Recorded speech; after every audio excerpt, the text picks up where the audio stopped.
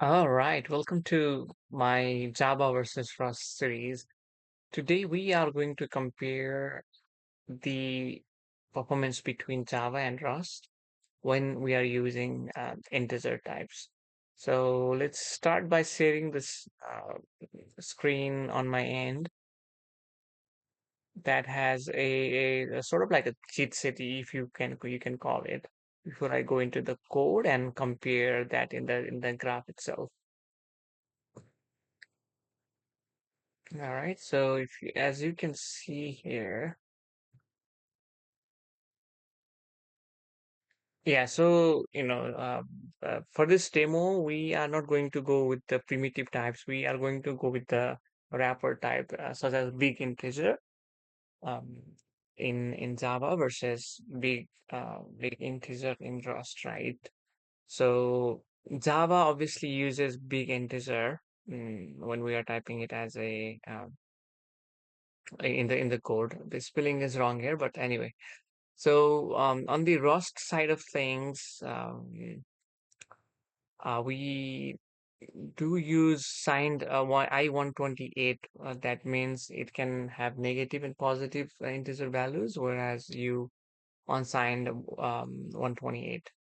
So that will have only the positive ones. And whereas importing wise, any JDK that we have on our local will have um, the big integer by default imported. So you don't have to go and add any dependencies in POM file and all. Whereas for the Rust, it stays the same. But the thing is, you don't really have to install JID or JDK for that. Any machine you are on, it's there by default on the Rust side of things. So you don't have to worry about adding that in a cargo and doing the same thing. So creation wise, you will create a big integer with the new keyword in Java and then store the value there. Whereas with the Rust, you will just say, hey, I'm gonna provide this, and the screen you are seeing here, you don't have a really big number here. So we're saying on wrap, but this wrap method that handles the big number that we wouldn't run into any memory issue or the Stack Overflow issue, right? So addition is pretty basic. I will go through the code and you should be able to understand it. The one big thing with the Java is when you have like really big numbers, it slows down because the object, right, that store sorry, the objects are stored in heap, right? So if you have too much of object, then the heap gets filled up. So there you go. You get the slowness, and then it will just like it will just fail over. It will just fail. But whereas with Rust, it's faster and the heap or stack are allocated, meaning you have this wrapping concept that takes care of very high numbers. So interesting fact, right? So I was going to do a demo with the very large number, like 10 million times, like multiplication addition. The problem was that the Java took over like 2 or 3 minutes to run that over, right? So now I'll be doing 5 or 6 different tests, and then for this video, it just took too much time. But for that over 10 millions of multiplication and all Rust, it was under a second. So I had to scratch that because it's not feasible for me, at least for now, to create like 2 3 hours worth of YouTube video. But yeah, that's there. So for this demo, I am using. Let me go to the code now. I will be only using 100,000 add and multiplication. Why am I doing this? Because it will help me get the higher numbers. That way I can put it in this graph. Um, I am using a line chart. Hopefully you can see. Yeah, okay. Yeah. I'm using this line chart, charts dot live cap. They allow you to use a um, free chart. You can create a graph basically free for like the one run. Okay, so back to the Java side of things. So what I've done is I have taken the highest value possible on the big integer side of things. So if I go back to the Rust now, and ID wise, I'm using IntelliJ ID for Java side of things, and then for the Rust, I'm using Rust Rover.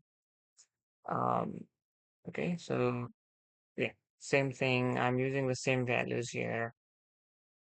So um, yeah, it's the same thing. A and B, what we are gonna do is we are going to add these numbers, and we will do a iteration through 100,000 times iteration, right? So pretty simple, nothing complex so far. And then what we are doing is to see how long it took to to get the what do you call the time it took to do this for loop. So how are we tracking? We are tracking right before the for loop happens. Um, and then let's see, right before the for loop happens, and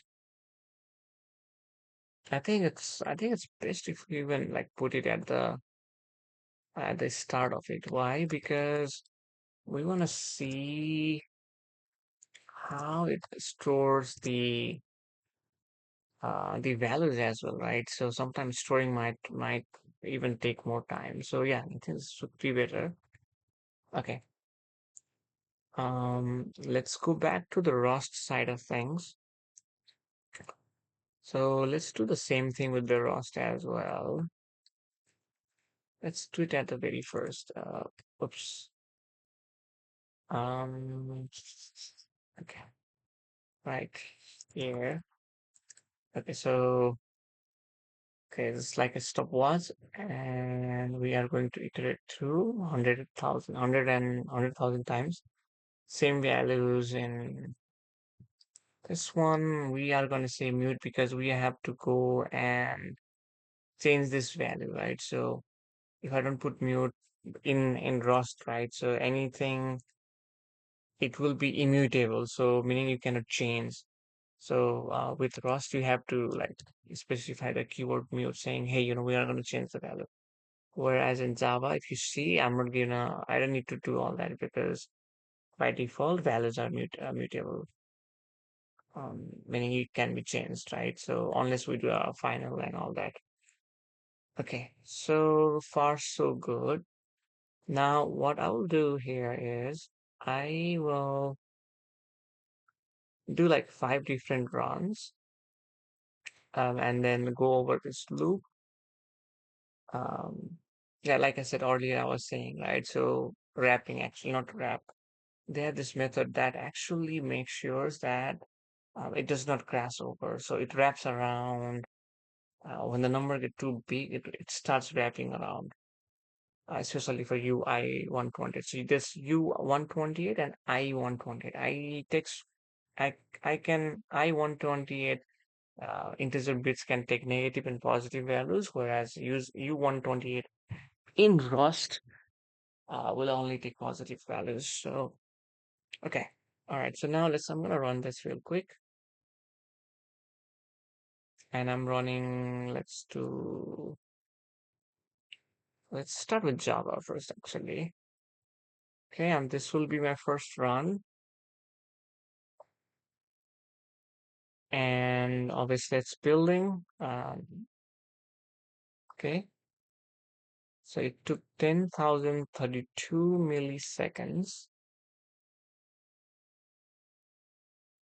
Okay, and let's run this again.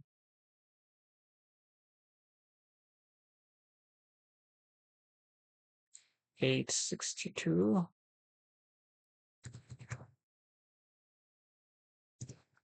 My normal look is not working somehow. This always keeps on changing, but anyway, it's 62. Okay, let's run this again. And once again, right? So this does not tell you the correct benchmark on how things will behave in production, though. Say this is for the YouTube demo, and this is for a very high level kind of thing, right? So you know, it might behave different when there are million requests coming in, or you know, or it we don't know, right? So it might behave different when it's running in Linux machine. Um, and what if there are like 100 threads coming and doing the same thing? Yeah, and these are the things to keep in always. Like you have to keep that in the back of your head to make sure it's not like always black and white with the programming, right? So, but as for you should take this as a fun project. I always take these as a fun project. So you at least learned something, and you get to share something that you learned, right? So um yeah, but as a very basic, I can tell from what I've been doing. I'm like sort of fan of Rust at this point, because if you see my other previous videos, right, I'm really rooting for Java, because that Java is the language that I love and I still love, but Rust is doing quite better actually. So all right, so we have the data from Java side of things. Let's do the similar run on the Rust. Okay, okay. Oh wow, and there you go.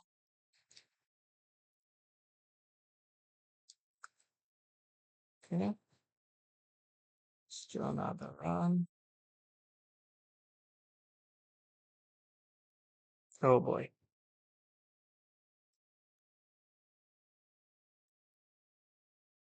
yeah, yeah. This is way good compared to Java, right? So um, yeah, I wonder what happens like if we in coming future, and let's say Java does not improve their side of things. Well, obviously they are improving; they are getting way better. Um, it's just that we don't use the latest Java in our project anyway. Um, but yeah,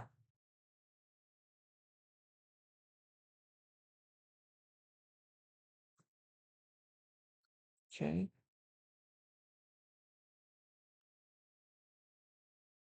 Oh boy, there you go. See, um, as you can see with the 5 runs on my single instance on my Windows machine, Rust is doing pretty good. Like way better good. But once again, it might change when we are doing this deployment in Linux machine, multiple users doing it, millions of requests coming in. We don't know. All right, so there you have it actually. And almost my battery is low. I think I'm on the right time, almost about to wrap it up. But as you can see here, um, uh, Rust wins this game as well this time too. Um, hopefully you found this useful. And once again, thank you for staying all the way to this end of this video. Thank you.